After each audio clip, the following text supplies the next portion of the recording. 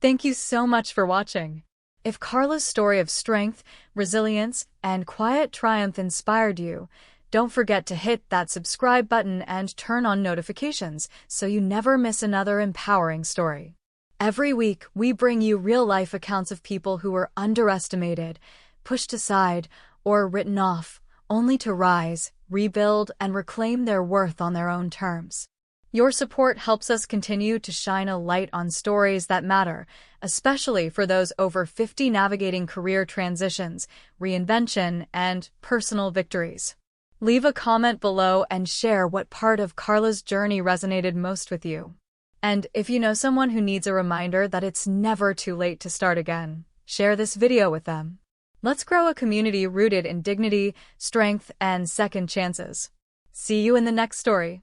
I had just wrapped up my quarterly report, a precise, data-driven presentation showing how we'd pushed past the $50 million revenue mark when the new CEO, Jason Kincaid, stood from his seat, adjusted the sleeves of his tailored blazer, and cleared his throat. "Before we conclude," he said, smiling in a way that didn't reach his eyes, "there's one more item to address." My finger hovered over the trackpad, the final slide still projected behind me. A bold graphic displayed our Q2 results, the strongest quarter in company history. Jason slowly walked to the front of the room. Around the conference table, the executive team sat in uncomfortable silence. Some looked confused. Others, those who had been exchanging whispers in hallways, avoided eye contact altogether. As of today, Jason continued, Carla Jennings will be stepping down as Chief Operating Officer. Her leadership has been instrumental, and we're grateful for her contributions. He paused. But as we move into a phase of accelerated growth, we need less rigidity in operations and more dynamic decision-making. The word rigidity rang in my ears. I remained still, expressionless. Carla's strength has always been her long-term vision and structure, he added, but what we need now is speed, agility, and fewer operational choke points. A quiet unease settled over the room, not one of shock, but guilt. Jason glanced at me again. Didn't you just say last week we should focus on sustainable scaling before expanding too quickly? He let that hang in the air. That approach has its merits, but it's not what we need right now. Thank you for your service. He pivoted toward the projector and clicked to the next slide, Phase 2, Structural Realignment. I didn't flinch. I didn't cry or argue. I simply nodded. Thank you for the clarity, I said calmly. I left the room as if I were just stepping out for coffee. No one knew. Not yet. They had no idea what I'd already set in motion. 2 months earlier, the moment I learned Jason had been appointed by the board, I felt a deep shift. He came from a background of high-turnover investment firms, companies that valued aggressive metrics over people and optics over ethics. From day one, he treated me not as a collaborator, but as a box to check off and push aside. He didn't know that I had built the company's core product 6 years ago. That I'd personally trained half the department heads. That when our founders stepped down due to illness, I had kept the company afloat without missing a payroll. I didn't ask for recognition. I asked for integrity. I got none. Soon, meetings started happening without me. Budgets were revised behind closed doors. Jason was crafting a version of the company where I didn't exist. Then one day, walking past his assistant's open office door, I overheard a speakerphone call. Jason was arranging a lunch with Metrologics, our largest vendor. The goal, he said, is to phase Carla out gradually. Makes things cleaner for Q3. That's when I moved. What Jason didn't know was that I had already started monitoring Metrologics' financials. Quietly. For weeks. I'd noticed declining assets, rising debt ratios. They were vulnerable. Prime for acquisition. So I called an old friend from Wharton, now a managing partner at a private equity firm in Chicago. We made our move through a holding entity I had discreetly established the previous year. The acquisition was seamless, fully legal, under the radar, and impossible to trace back to me on paper. So when Jason later tried to muscle his way into vendor negotiations, he was met with a polished but firm response. All communications would now be handled through the new leadership at the parent company. He never saw the link. That's why, when he stood in the boardroom delivering my termination like a power play, imagining he had just eliminated the last hurdle to his grand transformation plan, I didn't blink. Because while Jason was making cuts, I was quietly acquiring the foundation he thought he controlled. Back at my office, I packed slowly, a framed snapshot of my 2 daughters. The chrome business card holder gifted to me when we hit our first $20 million year. A weathered copy of Good to Great, still filled with my handwritten annotations. I organized each item into a small box, then turned toward the glass wall behind my desk. Through it, I watched Jason share a smug laugh with the finance director. I allowed myself a faint smile. He had no idea that the one vendor his entire rollout depended on, Metrologics, was now under my control. And I was through keeping that a secret. Friday morning, I received the expected email from HR. Subject: Exit Checklist. Carla, please complete the attached transition items by close of business today. We'll coordinate your severance package and benefits handover. Additionally, Jason inquired whether you'd be open to drafting a knowledge transfer document for the incoming operations lead. Regards, Lauren, People and Culture. I laughed quietly. Fired in public, then asked to help with onboarding, as if we were simply swapping holiday cards. Still, I replied professionally. Lauren. I'll ensure all documentation is submitted accordingly. Carla. It wasn't just courtesy. It was leverage. Every process doc I submitted would be polished, but carefully incomplete, just enough to keep them leaning on a supplier they no longer influenced. And that supplier? Still a mystery to them. At 10:43 a.m., my attorney Rachel called. They're starting to poke around, she said. A mid-level buyer from your old firm contacted Metrologics about a delivery timeline shift. And we issued a formal reply, explained the change in ownership, and informed them that all future dealings would be routed through executive leadership. They'll escalate by Monday, I said, reclining in my chair. Once they realize Metrologics is embedded in the next phase of their logistics platform, they'll panic. They didn't even do their due diligence, Rachel added, amused. Carla, you now own the artery they can't function without. You win. I glanced over at the shelf still holding a row of plaques: supplier relations, operational excellence, procurement innovation, all achievements earned over the past decade. Once, they praised me. Until I became inconvenient. That evening, I met Clara, one of the few people still loyal, at our regular wine spot on the north side. She slipped into the booth and leaned in. The office is buzzing. Jason strutted around like a king all morning. But just after 3 p.m., something changed. His face dropped. Looked like he saw a ghost. I stirred my Pinot. Did it have anything to do with Metrologics? I asked casually. She nodded. They were supposed to lock in Q4's contract today. But the call got redirected. Legal mentioned something about a change in structure. Now Jason's demanding answers. I sipped slowly and smiled. He's finally asking the right questions. Just too late. I tilted my head slightly. So now he's paying attention, I said. Clara nodded, leaning closer across the table. He doesn't know it was you, does he? Not yet, I replied with a faint smile. And I don't need to do anything more. The work's already finished. That weekend, a message landed in my inbox, not from Jason, but from their senior procurement officer, Trevor Miles. Carla, I realized things ended abruptly, but I was hoping we could connect briefly regarding Metrologics. There's some confusion internally about the supplier agreement, and you're the only one who handled those discussions. Could we speak for a few minutes? I never replied. Not to be vindictive, just principled.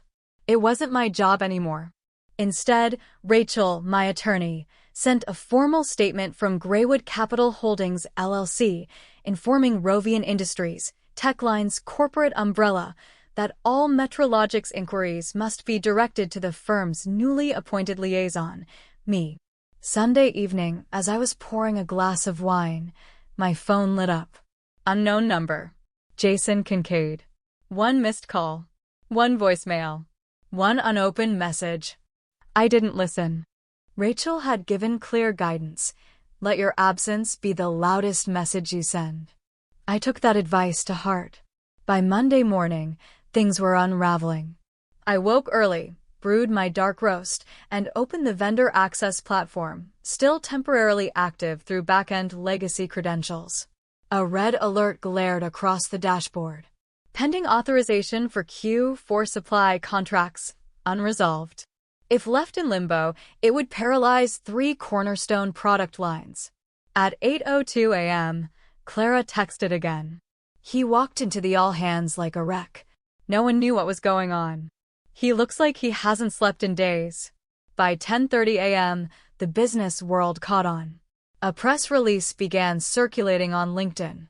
Metrologix announces acquisition by Greywood Capital Holdings. The move signals a strategic evolution in service and leadership. Our vision remains steadfast, delivering premium enterprise systems across sectors. My name wasn't included, but to anyone who had been paying attention, it didn't need to be. At 11:12 a.m., Jason emailed me directly. We need to speak. It's urgent. I forwarded it to Rachel. 10 minutes later, she called, chuckling. He's spiraling. It just hit him.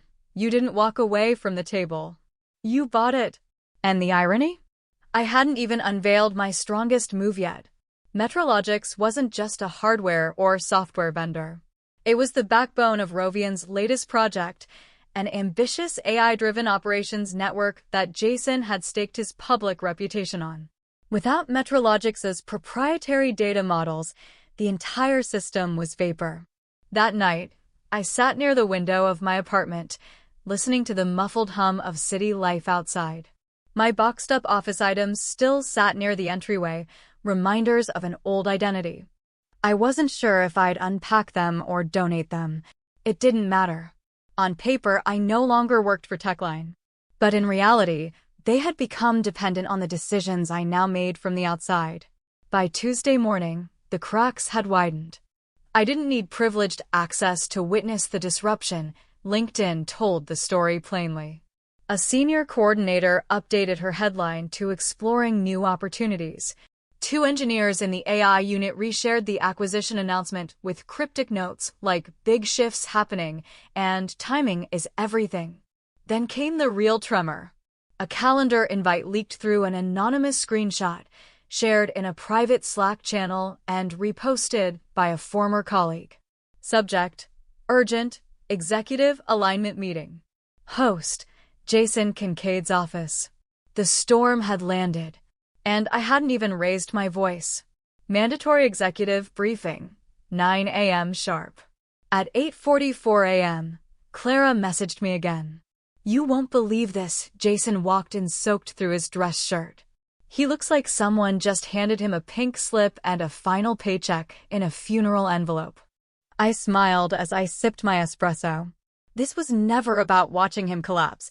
It was about watching the people who empowered him finally understand what happens when you put short-term ego over long-term foresight. That same morning, Rachel and I completed the final draft of the updated service agreement for Rovian Industries. The terms weren't cruel, just appropriately valued. The bulk rate contract I had once designed for scalability, when I was still inside the company, was no longer applicable.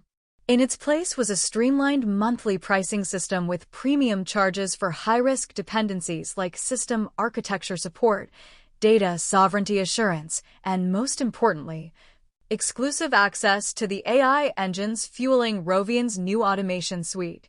Rachel read the breakdown aloud again, almost gleeful. Enterprise rate standard. Plus 22% surcharge for proprietary module support. And a clause for public recognition of new ownership, naturally. Send it before lunch, I told her. Let it marinate through their catered executive spread. That afternoon, my phone vibrated. Clara again. The DevOps team figured it out. Word spreading like wildfire. Everyone knows you acquired Metrologics.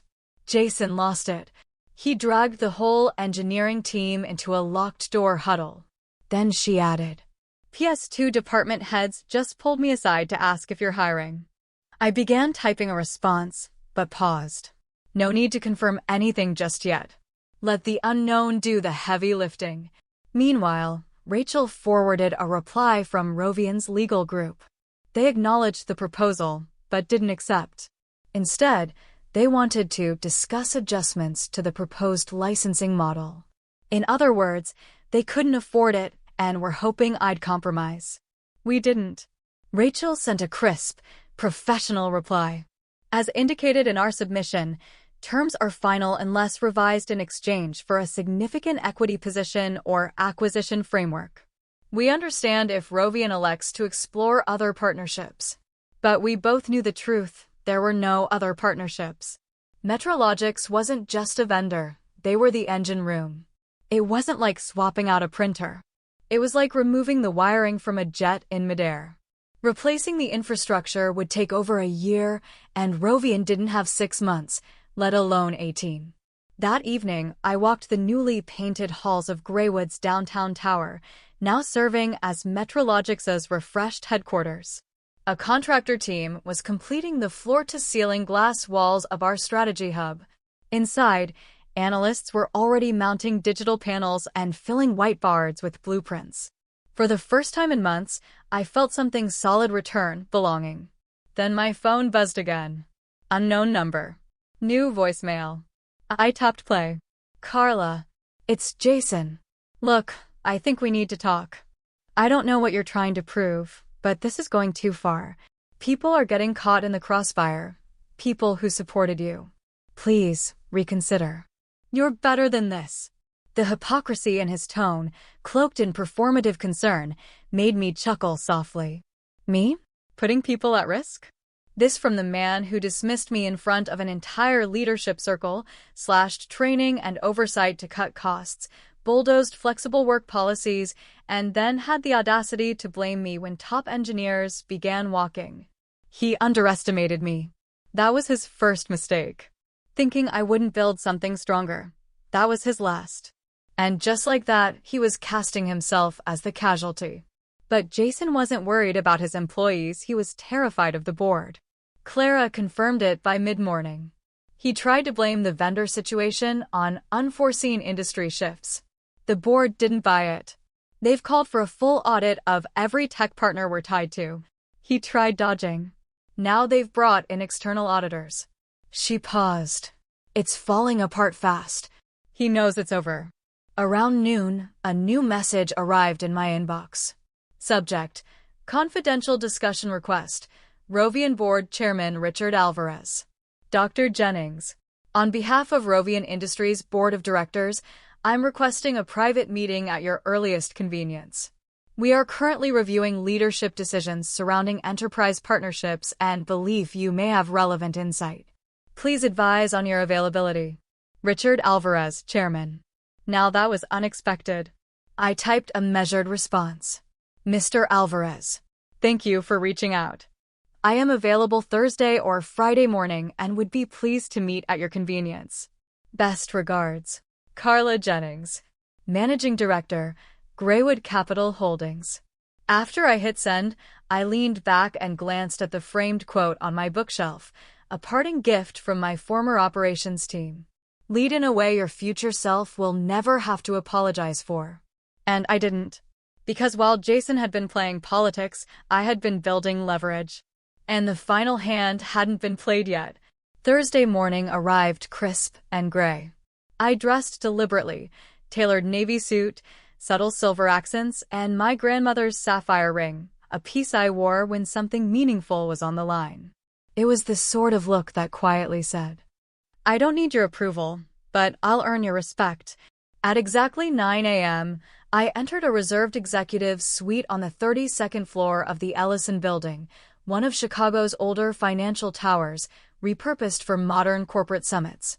The receptionist greeted me by name. Ms. Jennings, the board is ready for you. Inside, Richard Alvarez stood as I entered, offering a firm handshake. "Thank you for making the time, Carla. We're grateful." "Of course," I replied calmly. The room was sleek but understated, walnut-paneled walls, quiet lighting, untouched coffee on the sideboard. 6 directors sat in high-backed chairs, each one watching closely, unsure of what version of me they'd meet today. Bitter? Gloating? Vengeful? Instead, I brought poise. "I understand you have questions regarding metrologics," I began. Richard nodded slowly. "It's become a more significant issue than expected." "I assumed it might," I said, placing a polished black folder on the table.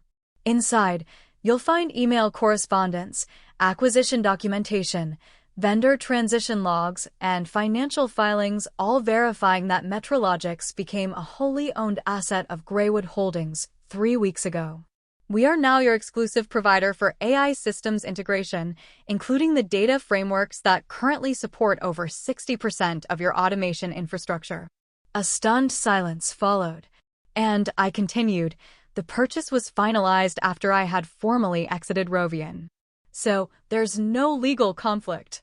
Just a failure to recognize structural risk." One board member, wearing a slate gray blazer, leaned forward. "Why didn't Jason bring this to our attention?" I met his gaze. Perhaps because he didn't realize it was happening. That landed hard. Shifting postures. A few exchanged glances. Richard cleared his throat. He told us the vendor disruption was due to internal disagreements. He claimed Metrologics was struggling financially. I shook my head once. It's never been more stable. Clean balance sheet. Clean leadership. Robust forecast. You weren't dealing with a crisis. You were dealing with a blind spot. And for the first time in that room, the silence sounded a lot like regret. What had truly collapsed wasn't the vendor relationship. It was Jason's illusion that institutional memory could be replaced by ambition. I waited a beat, then added quietly during the board meeting, "Sometimes the slowdown isn't the system. It's the leader who doesn't understand what he's obstructing." That afternoon, back at Greywood's downtown offices, I met with my leadership team.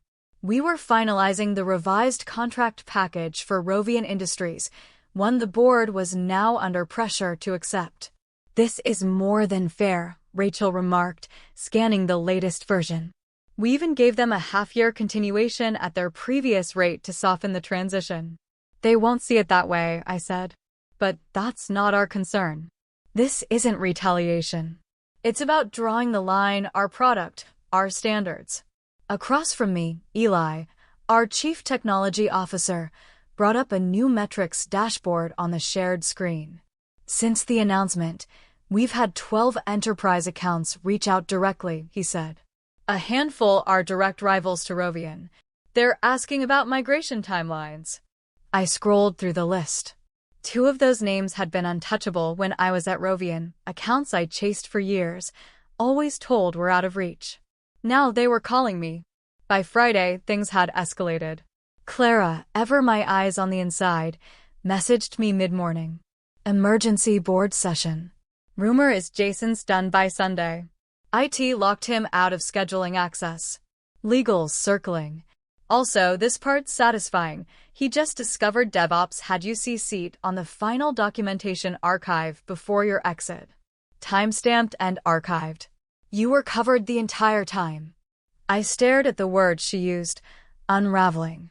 Not revenge. Resolution. This was never about taking someone down. It was about refusing to be erased. I'd built something from nothing. I'd read every contract, structured every partnership, led every critical hire. And when I was discarded as an obstacle, I simply built again, but smarter.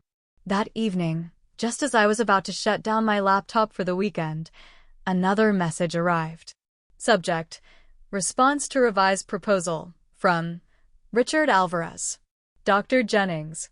After careful consideration, the Rovian board accepts the terms outlined by Greywood Holdings, including the updated rate structure, public acknowledgement of ownership, and the 6-month transition clause. Additionally, we wish to express regret for how your departure was managed. While we understand this does not rewrite the past, we hope it allows for a future built on mutual respect and transparency. Thank you for demonstrating what capable leadership truly looks like. I read it 3 times, then forwarded it to Rachel. Her reply arrived seconds later. Well, that's about the closest thing to a corporate apology you'll ever get. I leaned back, letting the city lights shimmer across the windows. Outside, the world moved with its usual urgency, cars honking, people rushing, offices still glowing. But I wasn't rushing anymore. I wasn't chasing or proving. I was exactly where I was meant to be. Monday morning began without noise. The kind of silence that always comes before public impact. I arrived at the office just before 8 a.m., coffee in hand, inbox already lighting up. Media alerts. Interview requests. Internal chatter. The headline was everywhere. CEO removed amid vendor crisis. Rovian ousts Jason Kincaid in wake of platform disruption. It spread like wildfire. Industry blogs, stock watch bulletins, even trending under #LeadershipReset on LinkedIn. I closed the browser, took another sip of coffee, and smiled. Let them chase the storm. I had already cleared the skies. It wasn't just noise anymore, it was real.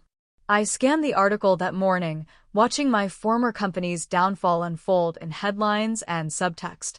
A quote from someone close to the board stood out. Kincaid's oversight in supplier strategy, paired with the unanticipated severing of Metrologics, triggered irreversible brand damage and halted multiple initiatives in development. His termination? Immediate. Clara confirmed it minutes later. It's official. Jason packed up before sunrise. No farewell, no email. Just walked out. Not even a glance at the exec floor. They've brought in Richard Donovan to stabilize things. Old Iron Core guy known for cleaning up other people's messes. Oh, and they've renamed the Ops Hub project internally. People are calling it the Phantom now. She followed it with a gif of a bonfire being hosed down. I smiled faintly, but I didn't feel victorious. Not really. I felt focused. Clear. Because while Jason's fall was predictable, it was what came after that would define the legacy. At 11 a.m., I walked into our innovation center for a leadership briefing. Teams were finalizing deployment plans for several new enterprise accounts. Many of them had reached out within hours of Rovian's stumble. Before we began, Eli pulled me aside. You'll want to see this, he said, holding out a printed contract. Rovian had submitted a finalized version of the licensing agreement, and my name was in it. Front and center. Technology developed by Carla Jennings, under exclusive agreement with Greywood Capital Holdings. I blinked. Is this a joke? Nope, he grinned. Looks like legal insisted on attribution. It's right there in black and white. I stared at it. That name. Not buried in a footnote. Not whispered behind closed doors. But right there. Public. Permanent. They never credited me, I said softly. Not when I built the platform. Not when it launched. Not when it scaled past 1 million users. Well, Eli said, they're acknowledging it now. By Tuesday, we convened a closed-door planning session to handle incoming conversion requests. 12 firms formerly tethered to Rovian's infrastructure had already scheduled demos. Of those 12, 3 were accounts I had been shut down for even suggesting back in the day. No chance, Carla, they used to say. Not our tier. Now, those same companies were reaching out not because of glossy sales decks, but because the technology had proven itself. And now they understood. It was never about flash. It was about substance. That afternoon, I received a call from a voice I hadn't heard in years, Isla Grant. One of the only other women in the C-suite when I first joined Rovian. Tactical, driven, and human in a way so few senior leaders allowed themselves to be. She was forced out during a previous restructure. Carla, she said, I've watched everything. And you need to know this has meant something. Especially to women still in the space. Especially those over 40. I stayed quiet, unsure what to say. You didn't just land on your feet, she continued. You proved that patience and planning aren't weakness. That we don't have to match fire with fire to win. That there's power in staying composed. Her words lingered long after we ended the call. Because that was the part one never planned for. The ripple effect. The idea that maybe this wasn't just about survival. Maybe it was about a message. That you could fight back with precision. That you could rise without burning everything behind you. By Wednesday, the story continued evolving. Rovian issued an official internal statement to staff. Rovian Industries has entered a formal licensing arrangement with Greywood Capital Holdings for sustained access to the Metrologics platform. We remain dedicated to operational continuity and long-term innovation under transitional leadership. Buried in the final paragraph was a line, simple, factual, unadorned, acknowledging my name. No adjectives. No apology. No flourish. Just a name beside the architecture I had built. And that was enough. While they scrambled to reframe the narrative, our marketing team at Greywood was polishing slides for a keynote I'd been invited to deliver at next month's Global Systems Innovation Conference. The title? When They Tell You You're Replaceable, and You Prove Otherwise. That night, I returned to my quiet apartment on the Gold Coast and checked the mail. Among the envelopes and catalogs, one small cream-colored card stood out. No return address. Inside, handwritten in neat script. You're the story I tell my daughter when she feels small. No name. No signature. Just truth. I held the card to my chest and took a breath, not from vindication, not from ego. From peace. This wasn't about what they stripped away. It was about what I had rebuilt. My authorship. My legacy. My identity. And this wasn't the finish line, it was a new starting point. Exactly 1 year after I left Rovian's mirrored tower carrying a plain cardboard box, I stepped into Greywood's headquarters as sunlight spilled across the marble floor. No cameras. No announcement. Just the steady rhythm of a company I had reshaped from the inside out. As I passed the strategy room, Eli waved me over with a knowing grin. You'll want to see this. The main screen displayed our live analytics hub, real-time metrics from active deployments. The numbers were bold, inarguable. Client retention, 98%. New enterprise conversions this quarter, 14. Annual revenue growth, 31%. Then Eli pulled up the chart that hit hardest, Rovian's projected loss in market share. 27% decline. 9 of their top 20 accounts now running on our infrastructure. They tried to downplay it, he said, but stakeholders pushed back. Now they're forced to respond. I raised an eyebrow. How so? He flipped the screen to show me a newly published investor update from Rovian's leadership team.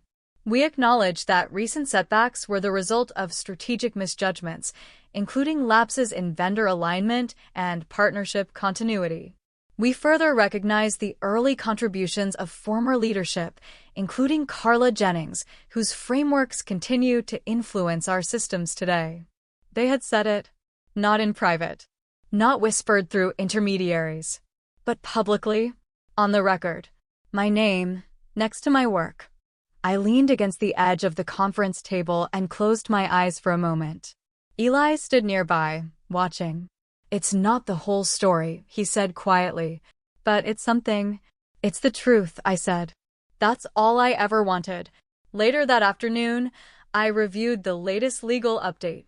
3 more licensing contracts were finalized, one of them with a legacy Rovian partner who had finally made the full transition to our platform. Michelle sent a brief message just after. They'll try to rebrand, shift faces, launch new PR. But they won't fix what they failed to protect. You reminded them who built it all, and you never had to raise your voice. I didn't type a reply. I just reread her words. Because in that moment, I finally understood. All the quiet moves, all the planning. It hadn't been about revenge. It had been about restoration. Every calculated decision, every moment I kept my composure when they expected a collapse, it had never been about pride. It was about showing that strength doesn't require noise and dignity doesn't cancel out resolve. That evening, as I walked through the hushed corridors of Greywood's headquarters, something unfamiliar caught my attention near the reception wall, a new installation, clearly just mounted. A brushed metal plaque in a black walnut frame.